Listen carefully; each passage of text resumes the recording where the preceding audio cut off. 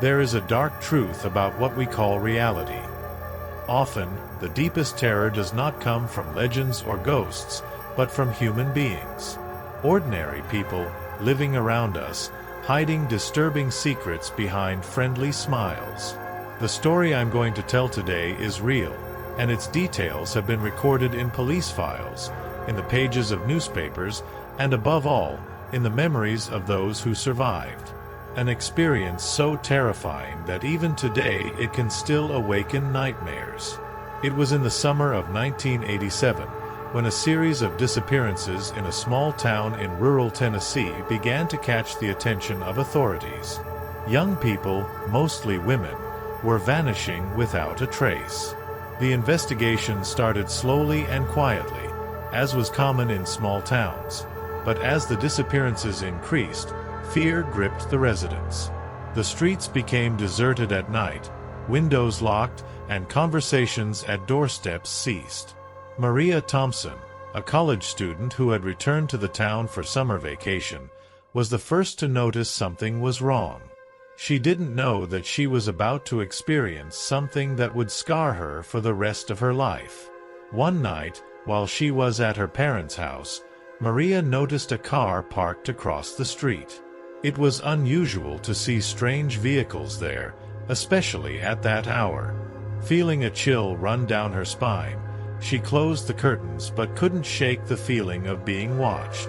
The next morning, the car was gone. Days passed, and the town seemed more tense than ever. That was when one of her friends, Sarah, disappeared. Maria tried to convince herself that Sarah might have gone off without telling anyone. She was impulsive and loved adventures, but something was wrong about the situation. Sarah always kept in touch, and now her phone wasn't ringing anymore.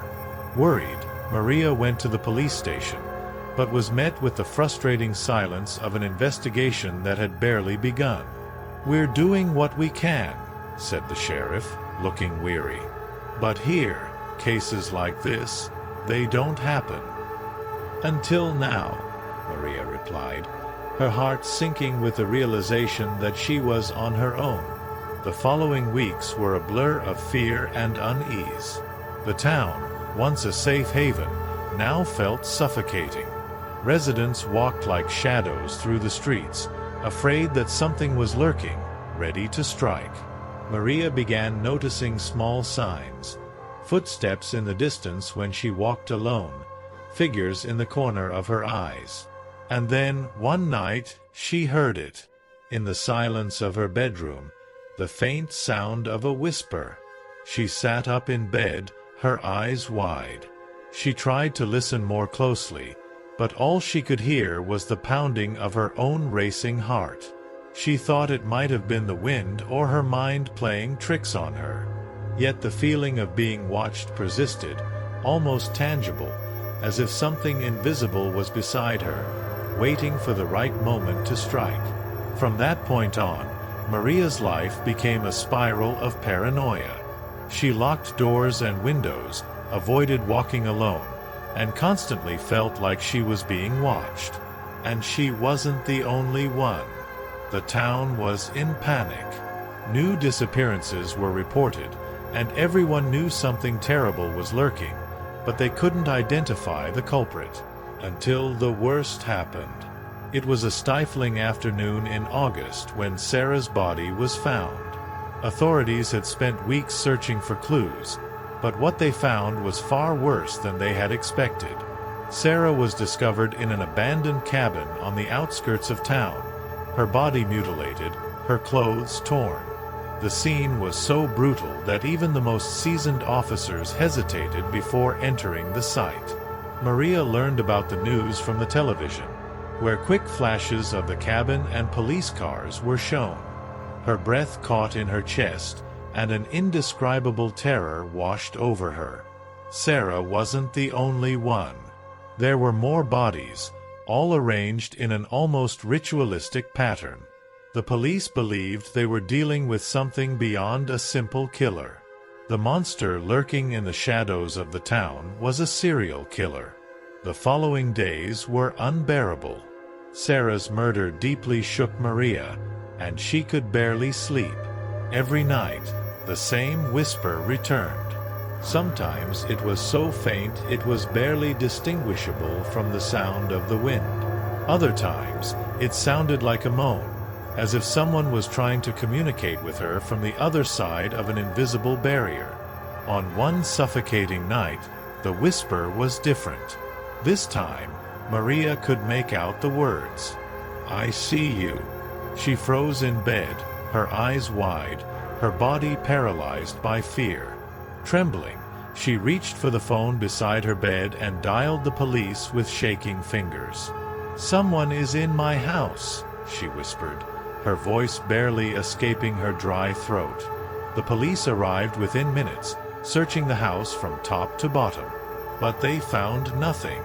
No signs of forced entry, no clues. Maria felt even more isolated, trapped in a nightmare that seemed to be unfolding only in her mind.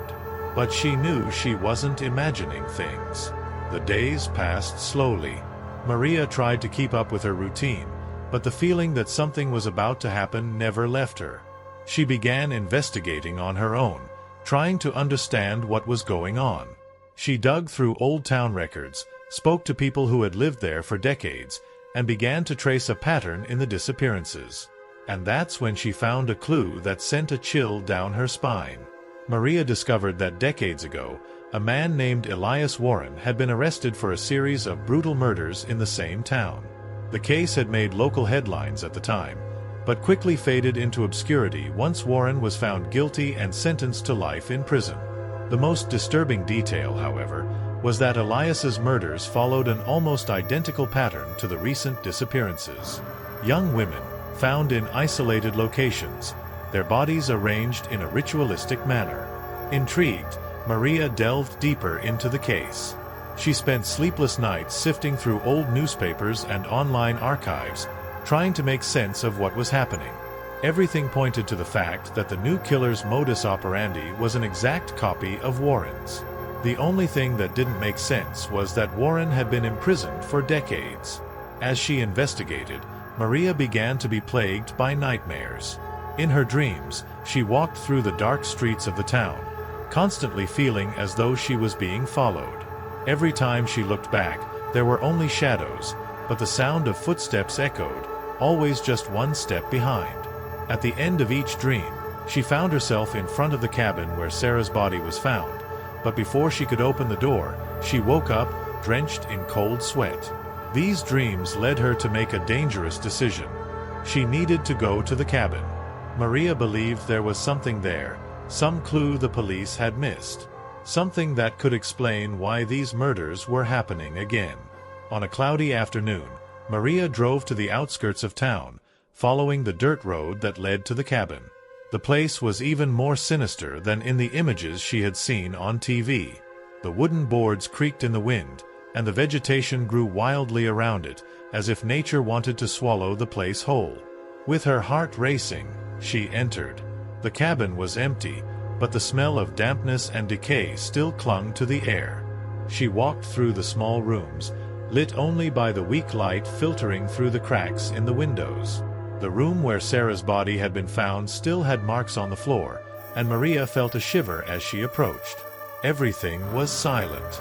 Too silent. Then, a sound. Something fell to the floor behind her, and Maria turned quickly. There was nothing there, but she knew she wasn't alone. The feeling of being watched returned with overwhelming force.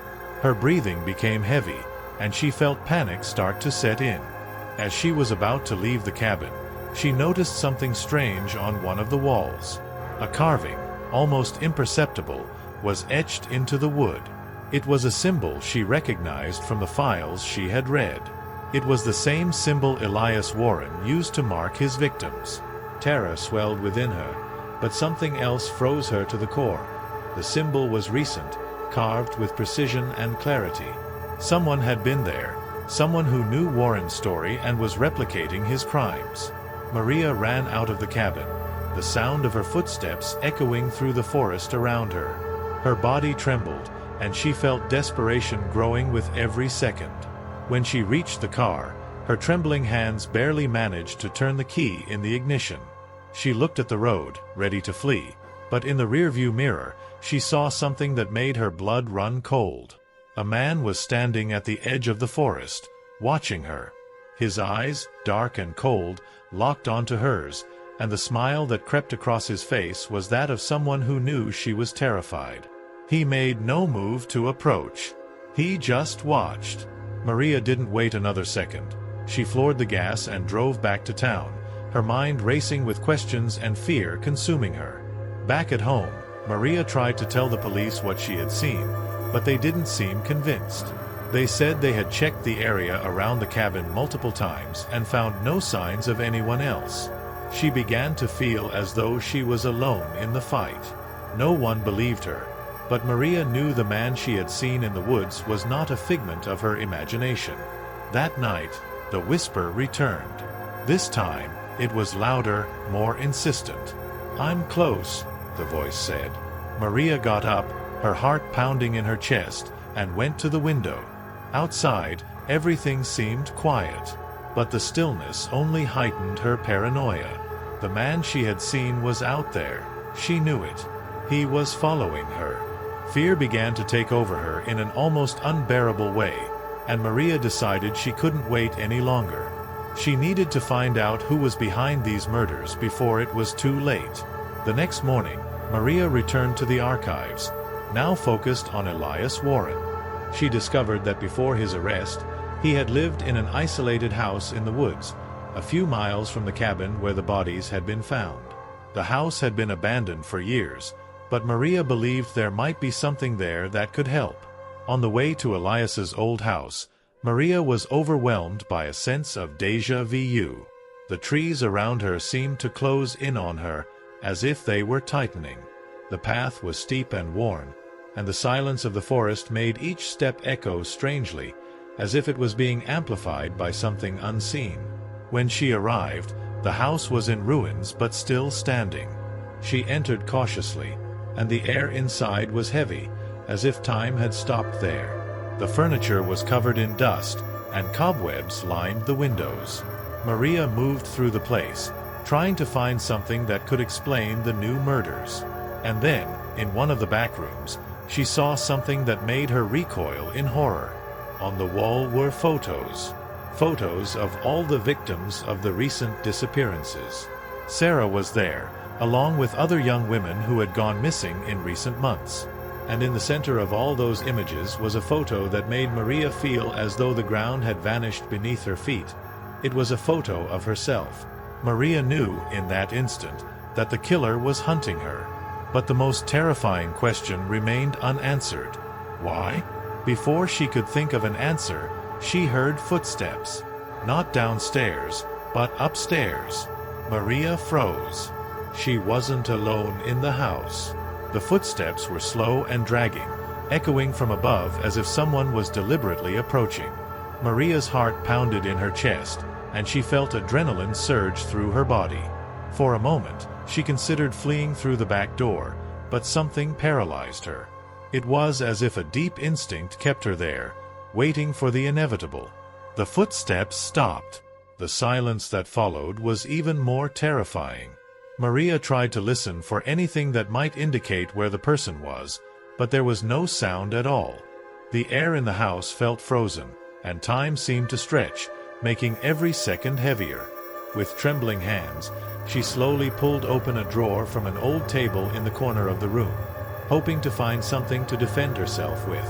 She found a rusty pair of scissors, which she gripped tightly, knowing it was all she had. Suddenly, the door to the room opened with a sharp creak. Maria took a step back, almost tripping over a chair behind her. The figure that entered the room was tall and thin, with its face hidden in the shadows of the doorway. The air was heavy with an oppressive energy, as if the very space around the figure was distorted by its presence. Maria couldn't see the man's face, but his eyes, two glowing points in the darkness, were locked on her. Elias Warren. Maria murmured, her voice failing. The man didn't respond. Instead, he took a step toward her, the floor creaking beneath his feet. Maria raised the scissors as a last line of defense, but the figure didn't hesitate. Each step was deliberate, a slow and inexorable march toward her. Maria's terror grew with every second, and she knew that if she didn't do something, she would become just another victim of this monster. She backed up to the window, her eyes still fixed on the advancing figure. Her body was consumed by a mix of panic and despair. That's when the truth hit Maria with full force. This person wasn't Elias Warren. Elias was dead, or at least he was supposed to be. The reality, however, was even more disturbing. The man before her was someone who had followed in Elias's footsteps, studied his crimes, and somehow taken his place. "Why?" Maria managed to whisper, her voice broken by fear. "Why are you doing this?" The man stopped, just a few feet away from her, tilting his head slightly, as if studying his prey before the final attack. "Because you were chosen," he said, his voice cold and calculated. "Just like all the others." Maria felt the panic surge within her. Her mind raced frantically, trying to find a way out. Her eyes scanned the room, desperately searching for an escape route. The man took another step, and Maria knew she had to act that instant, or it would be the end. Without thinking twice, she ran toward the window and, with a desperate scream, threw the scissors against the glass. The impact shattered the window with a crash, and Maria hurled herself through the opening, landing on the ground outside. Pain tore through her body, but she got up immediately, her arms cut by the shards of glass. She felt the blood running, but she didn't stop. Running with every ounce of strength she had left, she darted through the forest, the sound of heavy footsteps chasing close behind. The trees seemed to close in around her, as if the very environment were conspiring against her escape. Branches slapped her face, scratching her skin, but Maria didn't stop. The sound of the footsteps continued, and she knew the killer was right behind her. Her body was at its limit, her lungs burning, but fear pushed her forward. She couldn't die. Not like this. Not at the hands of that monster. Then Maria saw, ahead of her, the dirt road leading back to the town. A glimmer of hope cut through her despair, and she ran even faster, ignoring the pain. The sound of the footsteps seemed more distant now, but she didn't dare look back. When she finally reached the road, Maria collapsed to her knees, exhausted and bleeding. Her vision blurred, but in the distance, she saw the headlights of a car approaching. A last effort made her stand up and run to the middle of the road, waving frantically. The car screeched too. A halt, and a man rushed out, running toward her. "Are you okay?" he asked, his eyes wide with shock at the sight of Maria's condition. There's someone in the forest," Maria managed to say, her voice faltering from exhaustion. The man helped her into the car, and as he dialed the police, Maria looked back at the darkness of the trees. The killer was no longer in sight, but she knew he was still out there. He was lurking, waiting for his next opportunity. He had chosen his victims carefully. She was no different. Hours later, the police searched the forest and the house where Maria had been, but they found nothing. No photos, no trace of the killer. The only thing left was the fear, now deeply rooted inside Maria. The man who had chased her had vanished like a shadow, leaving behind only the terror and scars of his presence. Months passed, and Maria tried to move on, but the trauma of those days followed her like a shadow.